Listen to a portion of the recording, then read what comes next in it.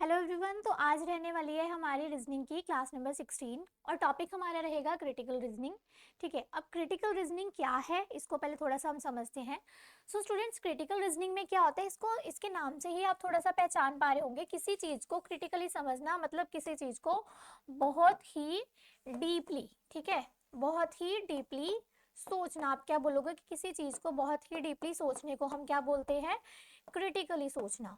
तो ये जो है पूरा चैप्टर आपका किस बेसिस पे रहने वाला है, ये पूरा चैप्टर आपका मतलब आपकी थिंकिंग के बेस पे रहने वाला है कि आप किसी चीज़ को कैसे कह सकते हो कि कैसे सोचते हो, किसी चीज़ के बारे में आपके क्या व्यूज़ हैं। तो स्टूडेंट्स, इसमें आपके पास ना अलग अलग टॉपिक्स आते हैं, ठीक है, अलग अलग आप कह सकते हो।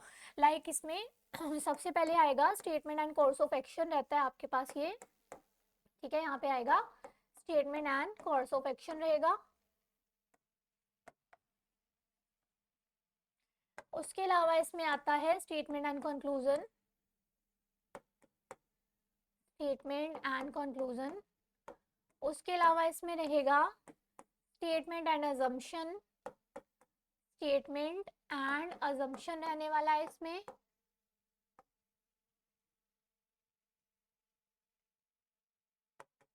उसके अलावा क्या आएगा इसमें, स्टेटमेंट एंड आर्ग्यूमेंट्स।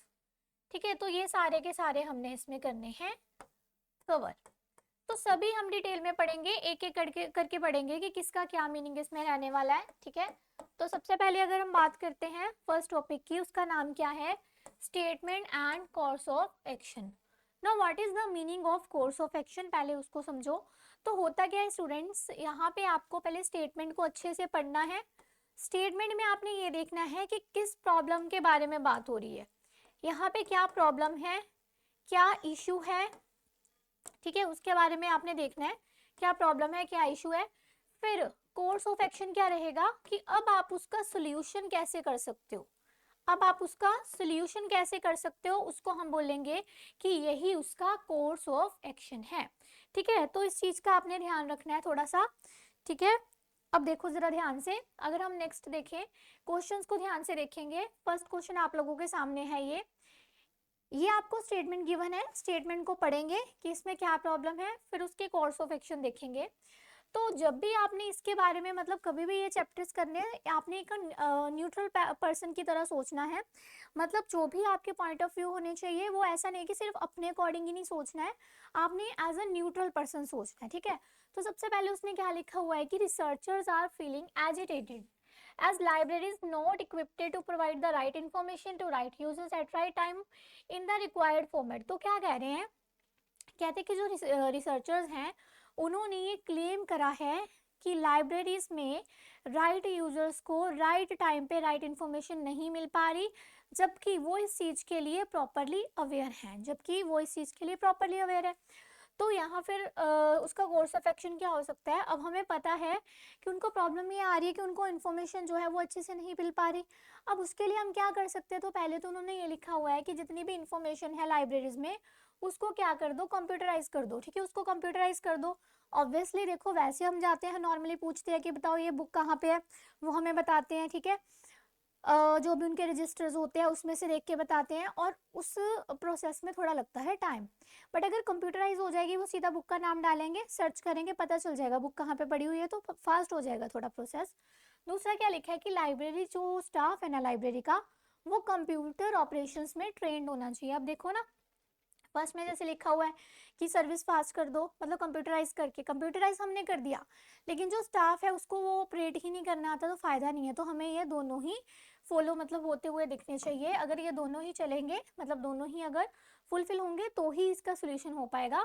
तो यहाँ हमारा आंसर आने वाला है बोथ 1 एंड 2 फॉलो। ठीक है, तो पहले का आंसर क्या है, बोथ 1 एंड 2। उसके बाद क्या कह रहे हैं, कहते हैं many medical and engineering graduates, काफ़ी मेडिकल और इंजीनियरिंग ग्रेजुएट्स हैं जो कि क्या कर रहे हैं, एडमिनिस्ट्रेटिव सर्विसेज में जा रहे हैं, किसमें, बैंक्स में। ठीक है, तो मतलब वो कह रहे हैं कि बैंक्स में भी जा रहे हैं, एडमिनिस्ट्रेटिव सर्विसेज मतलब यूपीएससी वगैरह में जा रहे हैं। और कौन से ग्रेजुएट्स की यहाँ पे बात कर रहे हैं, वो मेडिकल की और इंजीनियरिंग वालों की। देखो ना, अगर किसी ने मेडिकल करा तो उसका एम यही होगा कि मैंने डॉक्टर बनना है। अगर किसी ने इंजीनियरिंग करी है तो उसका क्या एम क्या रहने वाला है कि मैंने तो बनना है, इंजीनियर बनना है, ठीक है, आईटी में जाना है या जो भी उसकी रिस्पेक्टिव इंजीनियरिंग होगी। बट अगर वो बैंकिंग में जा रहे हैं या फिर वो एडमिनिस्ट्रेटिव्स में जा रहे हैं, इसका मतलब ये है कि वो अपनी लाइन चेंज कर रहे हैं। वो क्यों कर रहे हैं, ठीक है। तो पहला तो बोला कि जो भी ऐसे प्रोफेशनल्स हैं उनको क्या करना चाहिए, मना करना चाहिए कि ऐसी जो जॉब्स हैं वो क्या करें, मतलब उनको मना करना चाहिए, एडवाइस उनको ये करो कि ये जॉब्स में वो ना आए, ठीक है। तो देखो ये तो हमारे जो फंडामेंटल राइट्स है उसके अगेंस्ट हो गया। ऐसा है ही नहीं, ऐसा हम किसी को मना नहीं कर सकते कि आप इसमें, मतलब देखो आप देखते होंगे नॉर्मली कोई भी अगर जॉब की हम बात करें तो वहाँ पे यही क्वालिफिकेशन लिखी होती है कि आपको क्या होना चाहिए, ग्रेजुएट होने चाहिए, किस लाइन में ये नहीं।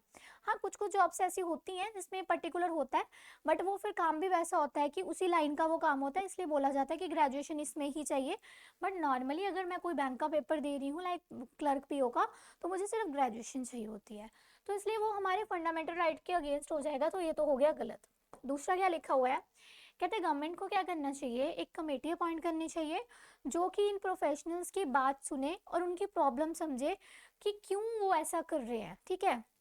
अगर वो अपनी लाइन चेंज कर रहे हैं तो कोई तो उसका रीजन रहा होगा, वो ऐसा क्यों कर रहे हैं उस चीज को समझे। तो इसमें आंसर क्या रहने वाला है, ओनली टू फॉलोस।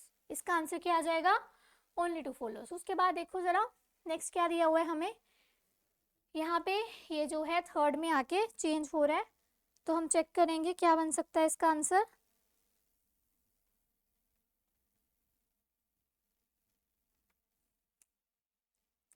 ये कह रहे हैं कि जो कोर्ट है वो बहुत टाइम लेता है डिस्प्यूट्स को, लड़ाइयों को सॉल्व करने में, डिपार्टमेंट्स की लड़ाइयों को।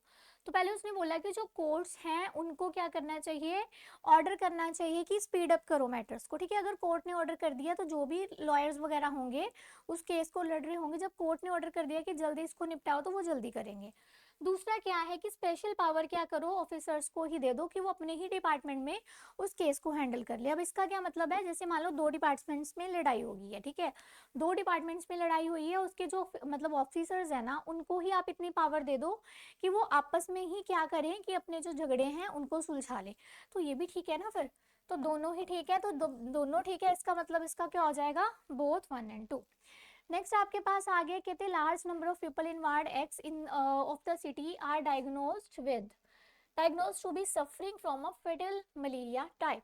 तो वो ये कह रहे हैं कि वार्ड एक्स है कोई, वहाँ के जो लोग हैं उनमें देखा जा रहा है, फेटल होता है सीरियस टाइप ऑफ, ठीक है। फेटल का क्या मतलब होता है, फेटल का मतलब होता है सीरियस। तो वो ये कह रहे हैं कि सीरियस टाइप ऑफ मलेरिया जो है वार्ड एक्स के लोगों में देखने को मिल रहा है। अब पहले उन्होंने क्या बोला है, कहते हैं कि सिटी म्यूनिसिपल अथॉरिटी को क्या करना चाहिए, इमीडिएट स्टेप लेना चाहिए कि वो एक्सटेंसिव फ्यूमिगेशन कर दे वार्ड एक्स में।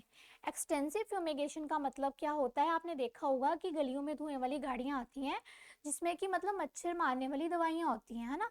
तो वो जब स्प्रे होती है तो काफ़ी उससे थोड़ा सा रिलीफ मिलता है मच्छरों से। तो पहले में तो वो बोला गया है। दूसरे में क्या बोला है कि लोगों को एडवाइस करी जाए कि वो कुछ ऐसे स्टेप्स लें ताकि वो मच्छर, मतलब मच्छर जो उनको काट रहे हैं उनसे बच सके। तो उसके लिए वो क्या कर सकते हैं, फुल स्लीव्स डाल के रखे, जब सोएं घरों में तो मच्छरदानी लगा के रखे, ओडोमॉस अपनी बॉडी पे लगा के रखे, है ना, जो भी मॉर्टिन वगैरह है, तो उस सब का वो यूज़ करें। तो उनको खुद भी अपने एंड पे क्या करना चाहिए, उस चीज़ के लिए थोड़े स्टेप्स लेने चाहिए। तो क्या रहेगा, दोनों ही सही रहेंगे। तो आंसर हो गया बोथ 1 and 2 फॉलोस। नेक्स्ट अगर हम देखते हैं तो क्या लिखा हुआ है, कहते some serious blunders were detected in the account section of factory. कहते एक फैक्ट्री के अकाउंट सेक्शन में सीरियस ब्लंडर का क्या मतलब रहता है, ब्लंडर्स का मतलब क्या होता है, मिस्टेक्स, ठीक है। तो मिस्टेक्स देखी गई हैं बहुत सारी किसी फैक्ट्री के अकाउंट डिपार्टमेंट में। तो पहले उसने बोला है कि एक एफिशिएंट टीम क्या होती है, एफिशिएंट का मतलब होता है कि अपने काम को करने में आप ये बोल सकते हो निपुण, ठीक है, यहाँ पे लिखा भी होगा वैसे ठीक है, वही हो गया, निपुण हो गया, कुशल हो गया। तो एक एफिशिएंट टीम चाहिए जो कि अकाउंट्स को चेक करे, ठीक है। एफिशिएंट टीम ऑफ ऑडिटर्स की चाहिए जो कि अकाउंट्स को अच्छे से चेक करे। दूसरा उन्होंने क्या बोला है कि एक ना नोटिस जारी करना चाहिए, नोटिस जारी करना चाहिए जो कि किस किस को जारी करना चाहिए, जो भी एम्प्लॉयज इसमें इन्वॉल्व थे उनको एक नोटिस जाना चाहिए ताकि नेक्स्ट टाइम से उनसे ऐसी गलती ना हो कभी भी। ठीक है, तो दोनों ही सही रहेंगे। इसमें भी आंसर बोथ आ रहा है, मोस्टली हमारे आंसर अभी तक बोथ आए हैं। नेक्स्ट देख लेते हैं क्या कह रहे हैं। कहते since its launching in 1881 Vyodut has so far accumulated losses amounting to rupees 153 crore. वो क्या कह रहे हैं, कहते जब से ये 1881 से लॉन्च हुआ है तब से वायुदूत ने कितना लॉस मतलब बेयर करा है अब तक का, 153 करोड़। तो पहले उसने बोला कहते वायुदूत जो है उसको क्या करना चाहिए, वेस्टफुल एक्सपेंडिचर्स को कम करना चाहिए और पैसेंजर फेयर थोड़ा सा इंक्रीज कर देना चाहिए। पैसेंजर फेयर क्यों इंक्रीज करना है, वो इसलिए इंक्रीज करना है क्योंकि उनको लॉस हुआ है, अब लॉस किसी तरीके से तो पूरा करना है, अपना खर्चा कम और फेयर थोड़े टाइम के लिए इंक्रीज कर दो ताकि वो जो भी लॉस हुआ है वो थोड़ा सा बैलेंस करा जा सके। दूसरा क्या बोला उन्होंने कि 300 करोड़ का, ठीक है, 300 करोड़ का अमाउंट जो है वो प्रोवाइड होना चाहिए इस एयरलाइन को। देखो भाई, जो भी उनको लॉस हुआ वो उनकी कुछ अपनी गलतियां होंगी, बट ये जो अमाउंट प्रोवाइड करने की बात करी जा रही है, अब अमाउंट किससे प्रोवाइड होना होगा, ऑब्वियस गवर्नमेंट से बात करी है उन्होंने, है ना, गवर्नमेंट को ही टारगेट कर रहे हैं। अब लोग तो आके उनको 300 करोड़ दे नहीं देंगे, उनकी अपनी गलती से हुआ लॉस जो भी हुआ, बट गवर्नमेंट इसके लिए पे कभी नहीं करने वाली है। तो इसलिए सेकंड वाला आपका गलत हो जाएगा, फर्स्ट वाला ठीक हो जाएगा। तो इसका आंसर क्या आने वाला है, इफ ओनली वन फॉलो। ठीक है, पहले का आंसर क्या रहेगा, इफ ओनली वन फॉलो, 6 का आंसर। चलो उसके बाद आगे क्या बोल रहे हैं, कहते चेयरमैन ने स्ट्रेस दिया है इस बात पे कि जो करिकुलम होता है, ठीक है, जो एजुकेशन सिस्टम है उसको फ्लेक्सिबल बनाने की ज़रूरत है, उसको फ्लेक्सिबल बनाने की ज़रूरत है। और उसने ये बोला है कि करिकुलम जो है, जो सिलेबस है वो काफ़ी टाइम से चेंज नहीं हुआ है। ठीक है तो आगे अभी कोर्स ऑफ एक्शन क्या है, पहले उसने बोला है कि जो करिकुलम है उसको टाइम टाइम पे रिव्यू कर देना चाहिए और उसको रिवाइज्ड मतलब उसको चेंज करते रहना चाहिए। ये बोला है कि जो करिकुलम है उसको टाइम टाइम पे रिव्यू करते रहना चाहिए और उसको चेंज करते रहना चाहिए, रिवाइज्ड करते रहना चाहिए। पीरियोडिकली का मतलब वही होता है टाइम टू टाइम। तो पहले वाला तो ठीक है। दूसरा क्या है, system of education should be made more flexible. कहते हैं सिस्टम जो है एजुकेशन का उसको थोड़ा और फ्लेक्सिबल बनाना चाहिए। थोड़ा और फ्लेक्सिबल बनाने का यहाँ पे क्या मीनिंग रहता है कि देखो, फ्लेक्सिबल का मतलब ये होता है कि अगर इन फ्यूचर आप उस पर कोई भी चेंज करते हो तो आराम से वो हो जाए। ऐसा ना हो कि एक चेंज करने के पीछे आपको और पीछे जाके 10 चीज़ें चेंज करनी पड़े। ठीक है, तो फ्लेक्सिबल का मतलब यही होता है कि आप आराम से उसमें कोई भी चेंज कर सकते हो, वो चेंज करने के लिए आपको पीछे जाके कोई चीज़ें चेंज नहीं करनी पड़ेंगी। तो यहाँ पे आपका आंसर क्या बनने वाला है कि फर्स्ट वाला भी बिल्कुल ठीक, दूसरा वाला भी बिल्कुल ठीक, अगेन आंसर बोथ। थोड़े से क्वेश्चन आपको होमवर्क देने वाली हूँ, देखो जरा, ये आपका होमवर्क क्वेश्चन है, ये भी आपका होमवर्क क्वेश्चन रहेगा और ये भी आपका होमवर्क क्वेश्चन रहेगा। तो कोर्स ऑफ एक्शन जो हमने पढ़ा उसमें मैंने 3 क्वेश्चन आपको दिए हैं स्टूडेंट्स, जो कि आपके होमवर्क क्वेश्चन है। फटाफट से हम चलते हैं नेक्स्ट टॉपिक की तरफ और वो क्या है, स्टेटमेंट एंड कंक्लूजन। तो क्या करना है, सबसे पहले आपने स्टेटमेंट को पढ़ा, इसमें क्या होता है कि आपने नॉर्मल स्टेटमेंट को पढ़ा,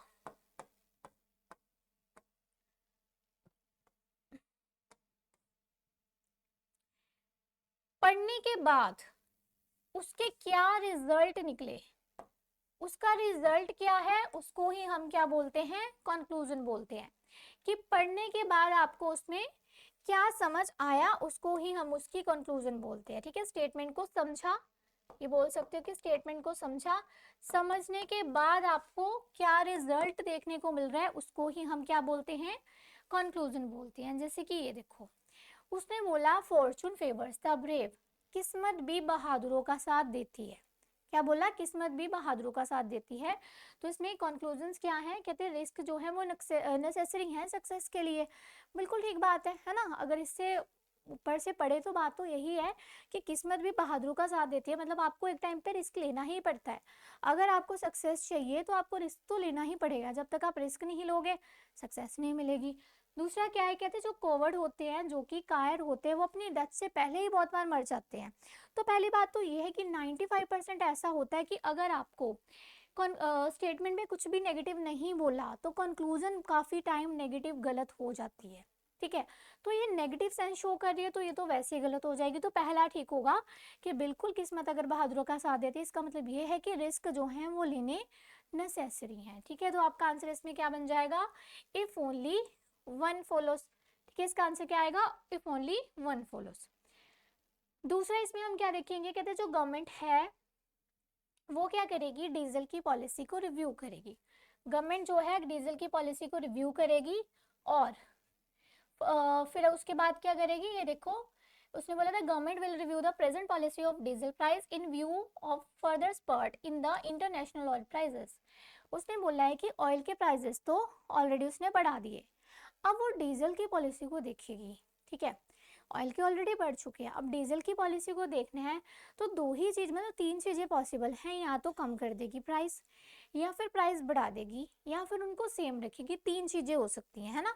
तो पहले उन्होंने बोला है कि गवर्नमेंट क्या करेगी, प्राइस जो है वो क्या करेगी, बढ़ा देगी, इंक्रीज कर देगी। ठीक है, दूसरा उसने बोला कि वो इंक्रीज नहीं करेगी मतलब सेम रखेगी। डिक्रीज करने का नहीं बोला उन्होंने कि डिक्रीज करेगी, नहीं बोला, बट ये बोला कि यहाँ बोला उसने इंक्रीज करेगी, यहाँ उसने बोला है कि इंक्रीज नहीं करेगी मतलब सेम रखेगी। तो देखो भाई दोनों में से कुछ ना कुछ तो होने वाला है ना, ऐसा तो पॉसिबल नहीं है कि कुछ नहीं होगा, कुछ तो होगा ही। सेम रखेगी या बढ़ाएगी या कम करेगी, कुछ ना कुछ तो होगा। तो जब भी कभी ऐसा आए, क्या आपको लग रहा है ये भी हो सकता है और ये भी हो सकता है, दोनों के लिए शॉर्ट इन, ये दोनों में मे बी ही है कि पहला भी पॉसिबल है दूसरा भी पॉसिबल है, लेकिन दोनों में से है कौन सा ये हमें पता नहीं है। जब आपको लग रहा है कि फर्स्ट वन भी हो सकता है सेकंड वन भी हो सकता है, बट दोनों में से है कौन सा एक्यूरेसी में कुछ नहीं पता, बट दोनों में से कोई एक पक्का सही होगा, तो उस केस में स्टूडेंट्स लगेगा आइदर वन और टू। आइदर वन और टू का मतलब होता है या तो ये सही है या फिर ये सही है, तो इस बात का आपने ध्यान रखना है। ठीक है, चलो जी आगे चलते हैं। कहते क्रिकेट वनडे क्रिकेट मैच हुआ जिसमें टोटल रन जो है वो बनाए मतलब टीम ने 200, उसमें से 160 वो स्पिनर्स ने बना दी। तो ये रन्स की बात हो रही थी। तो पहले उसने बोला 80% of team consist off spinners. देखो हम ये 80% कहाँ से निकाला हमने, ये जो 80% है कहाँ से आया, आ ही नहीं सकता। ऊपर से अगर आप ये निकालते ना ये रन आते, ये परसेंटेज आ सकती थी कि जितने रन स्पिनर्स ने बनाए हैं वो कितने, बट यहाँ पे स्पिनर्स का नंबर बोल दिया उसने। ठीक है, ऊपर तो रन्स थी, या रन्स के बेसिस पे हम नंबर थोड़ी निकाल सकते हैं, तो फर्स्ट हो गया गलत। दूसरा क्या है, कहते जो ओपनिंग बैट्समैन है वो थे स्पिनर्स। ओपनिंग बैट्समैन स्पिनर्स थे, इसके बारे में ऊपर कोई भी जिक्र नहीं हुआ, तो सेकंड वाला भी आपका क्या हो जाएगा, गलत। ठीक है, तो पहला भी गलत दूसरा भी गलत। इट मीन्स इसमें आने वाला है आपका answer neither one nor two. इस केस में क्या होगा, नाइदर वन नोर टू, कि हमें नहीं पता कि दोनों में से कौन सा सही है। नेक्स्ट देखो जरा क्वेश्चन नंबर 14, आप लोग एक बार पढ़ के देख सकते हो, फिर इसको हम करते हैं सॉल्व।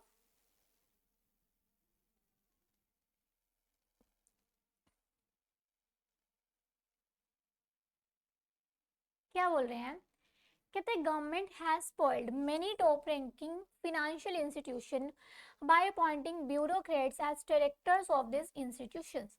कह रहे हैं कि गवर्नमेंट ने काफी टॉप रैंकिंग फाइनेंशियल इंस्टीट्यूट्स को, काफी टॉप रैंकिंग फाइनेंशियल इंस्टीट्यूट्स को स्पॉइल कर दिया। कैसे स्पॉइल कर दिया, क्योंकि उन जो ब्यूरोक्रेट्स हैं उनको क्या बना दिया गया, डायरेक्टर बना दिया गया वहाँ के इंस्टीट्यूट्स का। ठीक है, तो पहले उसने बोला कि जो गवर्नमेंट है, गवर्नमेंट को क्या करना चाहिए, डायरेक्टर्स ऐसे अपॉइंट करने चाहिए, इस चीज को ध्यान में रखते हुए अपॉइंट करने चाहिए कि क्या उनको अपनी फील्ड में एक्सपर्टाइज है, क्या वो अपनी फील्ड में एक्सपर्ट है, इन चीजों को ध्यान में रखते हुए उनको अपॉइंट करना चाहिए। ठीक है, दूसरा क्या बोला कि जो भी डायरेक्टर हो वो एक्सपर्ट होना चाहिए। ठीक है, उसका पूरा एक्सपीरियंस होना चाहिए अपनी फील्ड में, तो दोनों में वही एक हिसाब से सेम बात हो रही है, तो इसमें दोनों सही हो जाएंगे, बोथ वन एंड टू। क्या हो जाएगा, दोनों ही सही हो जाएंगे, बोथ वन एंड टू। थोड़े से क्वेश्चन और करते हैं, इसमें भी फिर मैं 2-3 क्वेश्चन आपको देती हूँ होमवर्क के लिए। ठीक है, आई होप आप लोगों को समझ आ रहा होगा। कहते हैं अमेरिका का जो डिफेंस सेक्रेटरी है उसने ये बोला है कि हम पाकिस्तान को आर्म्स सप्लाई करते रहेंगे। ठीक है, तो पहले उसने बोला कि पाकिस्तान आर्म्स नहीं बना सकता, ये गलत है। बना सकता है, ऐसा नहीं है कि बना नहीं सकता, बट उसके पास उतने सफिशिएंट नहीं है, तो अमेरिका उनको प्रोवाइड करता है। दूसरा उसने बोला है कि कहते हैं इससे क्या होगा, पीस बना रहेगा, ये बिल्कुल गलत है। पीस बना रहने के लिए अमेरिका नहीं दे रही है, America is a very strong country, ठीक है। ऐसा नहीं है कि वो पाकिस्तान से डरती है और इसलिए वो जो है क्या कहते हैं उसको, आर्म्स प्रोवाइड करती है, ऐसा बिल्कुल नहीं है। वो जस्ट वैसे ही आर्म प्रोवाइड कर रही है, तो इसलिए दोनों गलत हो जाएंगे, neither one not two. Next आपके पास आ गया, कहते हैं जो टीवी स्टाफ है उसको अपलोड मतलब अप्रेज, उसके उनको मतलब प्रेज करा जा रहा है कि वो बोथ कैप्चर्स को दिखाते हैं, बूथ कैप्चर्स को दिखाते हैं। बूथ कैप्चर्स क्या होता है, वोटिंग होती है, वो जो वोटिंग वाले बूथ होते हैं उनकी बात कर रहे हैं।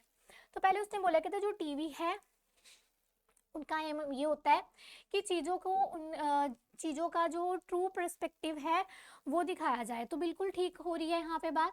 दूसरा इसमें बोला कि जो लोग इसमें इन्वॉल्व है ना बूथ कैप्चरिंग में, उनको कोर्ट में लेके जाना चाहिए, बिल्कुल गलत है।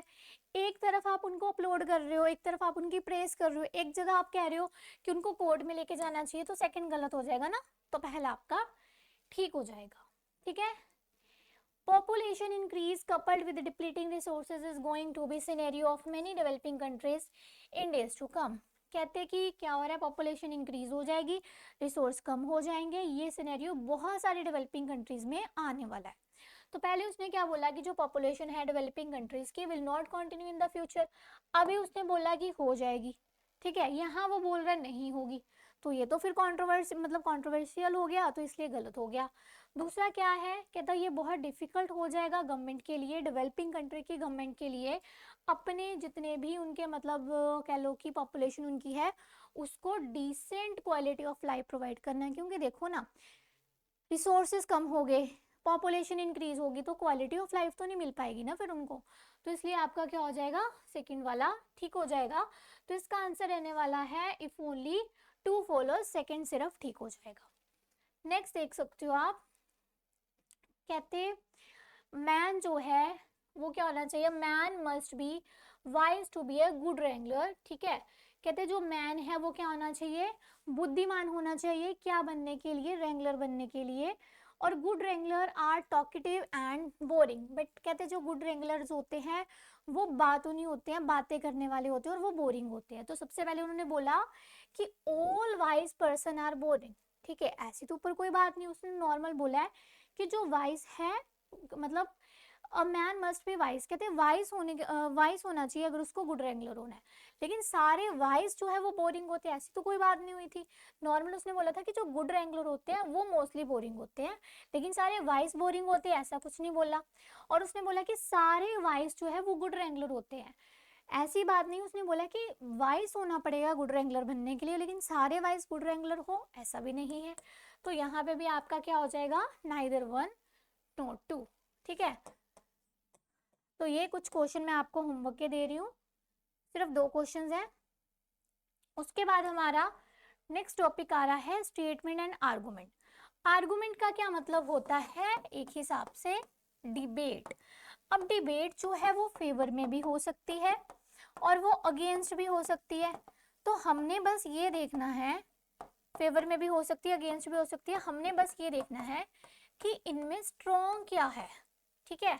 आर्गुमेंट्स चेक करने हैं, वो फेवर में भी हो सकता है अगेंस्ट भी हो सकता है, हमने बस देखना है कि स्ट्रॉन्ग कौन सा है, जो भी स्ट्रॉन्ग होगा वही हमारा आंसर हो जाएगा। उसके बाद अब हम देखते हैं यहाँ पे जरा स्टेटमेंट जैसे हमें दी है, तो सबसे पहले यहाँ पे क्या लिखा हुआ है, कहते हैं कि should the political parties B band, क्या पॉलिटिकल पार्टीज को बैन कर देना चाहिए। देखो आर्गुमेंट सोचना है बट उसमें हमारे इमोशंस नहीं झलकने चाहिए, हमने एज अ न्यूट्रल पर्सन सोचना है फैक्ट्स को माइंड में रखते हुए। तो सबसे पहले उसने बोला, कहते हैं हाँ जी बिल्कुल नेसेसरी है, इससे पॉलिटिशियंस को लेसन मिलेगा। अब मान लो मेरी फैमिली पूरी पॉलिटिशियंस में है, ठीक है, क्या मैं ये चीज़ कभी बोल सकती हूँ, नहीं बोल सकती ना कभी भी, तो ये फिर मैं न्यूट्रल होकर बात नहीं कर रही, मैं अपनी इमोशंस के अकॉर्डिंगली बात कर रही हूँ, तो इसलिए फर्स्ट वाला हो गया गलत। दूसरा उसने बोला, कहता नहीं कर सकते हम बैन क्योंकि इससे डेमोक्रेसी एंड हो जाएगी, तो सेकंड वाला आपका बिल्कुल ठीक हो जाएगा। तो इसमें आंसर क्या बनने वाला है, only argument 2 is strong. Next उन्होंने क्या बोला, कहते क्या MiG-21 जो फाइटर्स हैं उनको क्या कर देना चाहिए, बैन कर देना चाहिए, क्योंकि ये क्या बने हुए हैं, ये मतलब इसमें लिखा हुआ है ना जैसे कि फ्रीक्वेंट इसमें एक्सीडेंट्स होते रहते हैं, तो क्या इनको बैन कर देना चाहिए। तो पहले उसने बोला है हाँ जी बिल्कुल, क्योंकि ये फ्लाइंग कॉफिन बनी पड़ी है, फ्लाइंग कोफिन बनी बढ़िया का क्या मतलब है कि जैसे इसमें भी एक इमोशन झलक रही है। फ्लाइंग कोफिन मतलब क्या होता है कि जिसमें मुर्दे रखे जाते हैं उसको हम कोफिन बोलते हैं। तो फर्स्ट उसमें वो ये कि इमोशन झलक रहे हैं, ठीक है, तो इमोशंस इसमें झलक रहे हैं तो उसको आपने रॉन्ग करना है। सेकंड की अगर मैं बात करती हूँ, कहते नहीं ऐसा नहीं करना चाहिए क्योंकि ऑलमोस्ट जो एक्सीडेंट्स होते हैं वो ड्यू टू किस चीज़ के हुए होते हैं, ह्यूमन एरर के।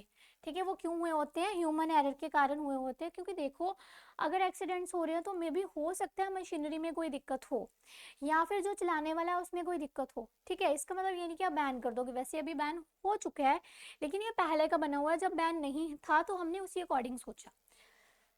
तो सेकेंड वाला आपका ठीक हो जाएगा, आर्गुमेंट टू स्ट्रॉन्ग हो जाएगा।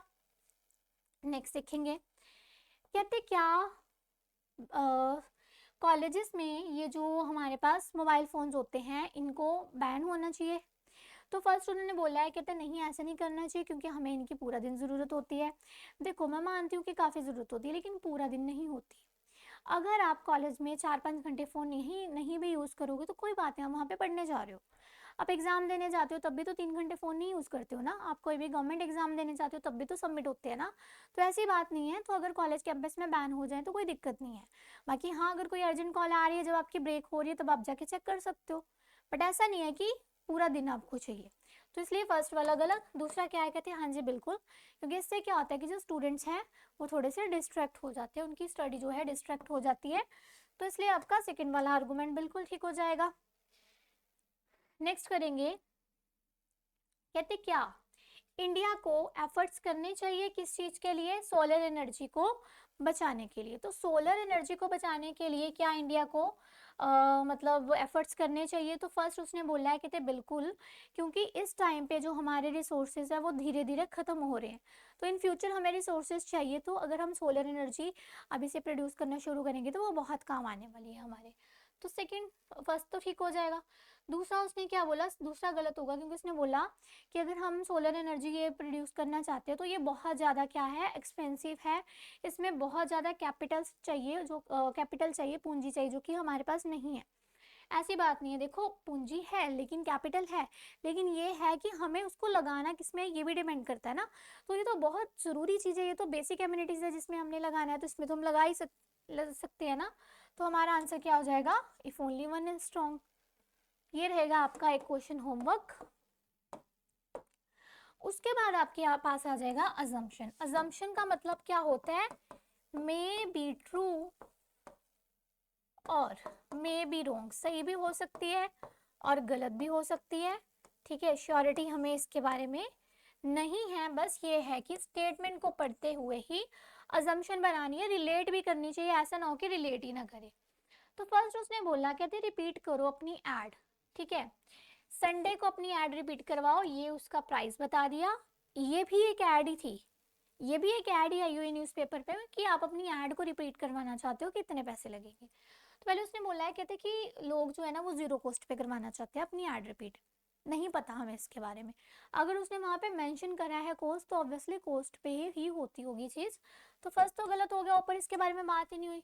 दूसरा उसने बोला, कहता यहाँ पे कुछ ऐसे लोग होंगे जो कि अपनी एड्स को रिपीट करवाना चाहते हैं, तो ये बिल्कुल ठीक आएगा क्योंकि ये इसकी डिमांड होगी तभी तो न्यूज़पेपर में एडवर्टीजमेंट आई है ना। तो सेकंड वाला आपका ठीक हो जाएगा। तो यहाँ आप बोलोगे कि if only two is implicit, if only two is implicit इसका आंसर हो गया। उसके बाद देखो जरा क्वेश्चन नंबर 27। क्वेश्चन नंबर 27 की हम यहाँ पे बात करने वाले हैं कि इसमें किस चीज़ के बारे में बात करी जा रही है। ठीक है,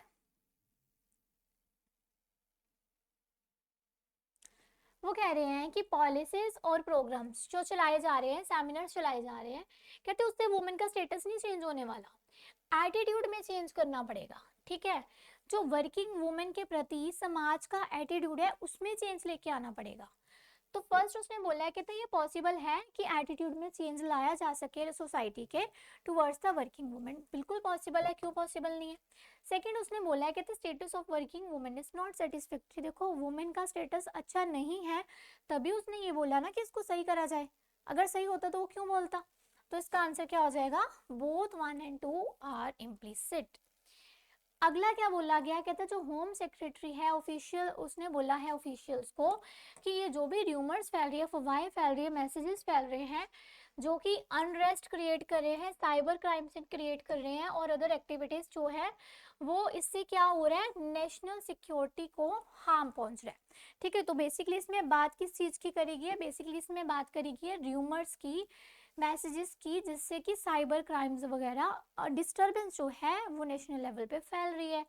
तो पहले उसने बोला है कि प्रोटेस्ट जो है कंट्रीज में बहुत इंक्रीज हो चुके हैं, भाई इसके बारे में बात ही नहीं करी ऊपर कोई प्रोटेस्ट के बारे में। दूसरा कहते हैं साइबर क्राइम जो है ना वो एक ग्लोबल चैलेंज बन चुका है।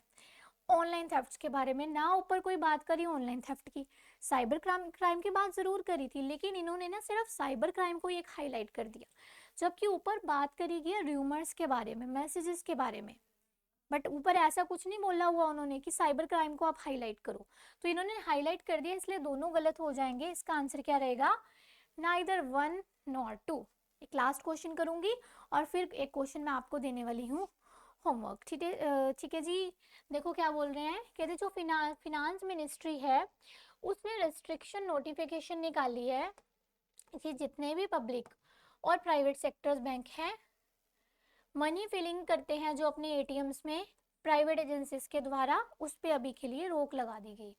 तो पहले उसने बोला कहते ज़्यादातर ये जो बैंकिंग थेफ्ट होते हैं ये प्राइवेट एजेंसीज ही करती है जो एटीएम को फिल करती है, ऊपर ऐसी कोई बात नहीं करेगी, ऊपर सिर्फ इतनी बात करी है कि अभी के लिए एटीएम मत फिल करवाओ अपने, ठीक है, बट क्यों नहीं करवाने नहीं पता।